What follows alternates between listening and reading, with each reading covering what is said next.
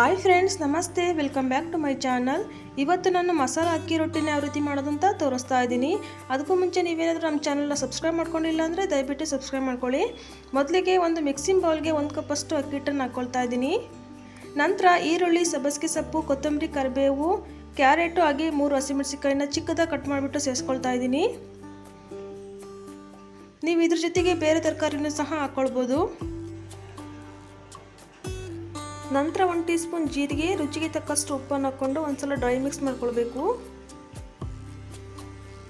ಅಕ್ಕಿ ಹಿಟ್ಟಿನ ಜೊತೆಗೆ ಎಲ್ಲ ತರಕಾರಿನೂ ಹೊಂದ್ಕೊಳ್ಳೋ ರೀತಿ ಚೆನ್ನಾಗಿ ಮಿಕ್ಸ್ ಮಾಡ್ಕೊಳ್ಳಿ. ನೋಡಿ, ಈ ರೀತಿ ಚೆನ್ನಾಗಿ ಮಿಕ್ಸ್ ಮಾಡ್ಕೊಂಡ ನಂತರ ಇವಾಗ ಸ್ವಲ್ಪ ಬಿಸಿ ನೀರನ್ನು ಹಾಕ್ಕೊಂಡು ಕಲಿಸ್ಕೊಳ್ತಾ ಇದ್ದೀನಿ. ತುಂಬ ಬಿಸಿ ನೀರು ಬೇಡ, ಸ್ವಲ್ಪ ಉಗುರು ಬೆಚ್ಚ ನೀರನ್ನು ಹಾಕ್ಕೊಂಡು ಕಲಿಸ್ಕೊಳ್ಬೇಕು. ಹಿಟ್ಟನ್ನು ತುಂಬ ಗಟ್ಟಿ ಕಲಿಸ್ಕೊಳ್ಬಾರ್ದು, ಸ್ವಲ್ಪ ಸಾಫ್ಟಾಗಿರಬೇಕು. ನೋಡಿ, ಹಿಟ್ಟನ್ನು ಈ ರೀತಿ ಸಾಫ್ಟಾಗಿ ಕಲಿಸ್ಕೊಂಡಿದ್ದೀನಿ. ನಂತರ ಒಂದು ಬಟರ್ ಪೇಪರ್ಗೆ ಎಣ್ಣೆನ ಹಚ್ಕೊಂಡು ಇಟ್ಕೊಂಡಿದ್ದೀನಿ. ಬಾಳೆ ಎಲೆ ಅಥವಾ ಹೋಳಿಗೆ ಶೀಟಲ್ಲೂ ಸಹ ಮಾಡ್ಕೊಳ್ಬೋದು. ಕೈಗೆ ಸ್ವಲ್ಪ ಎಣ್ಣೆನ ಹಚ್ಬಿಟ್ಟು ಈ ರೀತಿ ಉಂಡೆನ ಮಧ್ಯಭಾಗದಲ್ಲಿಟ್ಟು ಮೇಲ್ಗಡೆ ಒಂದು ಪೇಪರ್ ಶೀಟನ್ನು ಹಾಕೊಳ್ತಾ ಇದ್ದೀನಿ.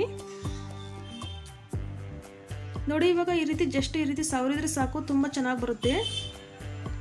ನಿಮ್ಗೆ ಎಷ್ಟು ತೆಳು ಬೇಕೋ ಅಷ್ಟು ತೆಳುವಾಗಿ ಮಾಡ್ಕೊಳ್ಬೋದು.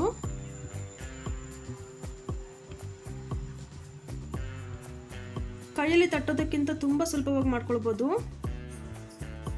ನೋಡಿ, ಇವಾಗ ಈ ರೀತಿ ನಿಧಾನವಾಗಿ ಮೇಲ್ಗಡೆ ಪೇಪರ್ನ ತೆಗೆದ್ಬಿಡ್ಬೇಕು. ನಂತರ ತವ ಚೆನ್ನಾಗಿ ಬಿಸಿಯಾದ ನಂತರ ಬಟರ್ ಪೇಪರ್ ಸಮೇತ ರೊಟ್ಟಿನ ಹಾಕೊಳ್ಬೇಕು. ಹಾಕಿದ ತಕ್ಷಣ ಪೇಪರ್ನ ತೆಗಿಬಾರ್ದು. ಒಂದು 10 ಸೆಕೆಂಡ್ ಬಿಟ್ಟ ನಂತರ ಪೇಪರ್ನ ನಿಧಾನವಾಗಿ ಈ ರೀತಿ ತೆಗಿಬೇಕು. ಗ್ಯಾಸನ್ನು ಮೀಡಿಯಂ ಫ್ಲೇಮಲ್ಲಿ ಇಟ್ಕೊಂಡು 2 ಕಡೆ ಚೆನ್ನಾಗಿ ಬೇಯಿಸ್ಕೊಳ್ಳಿ.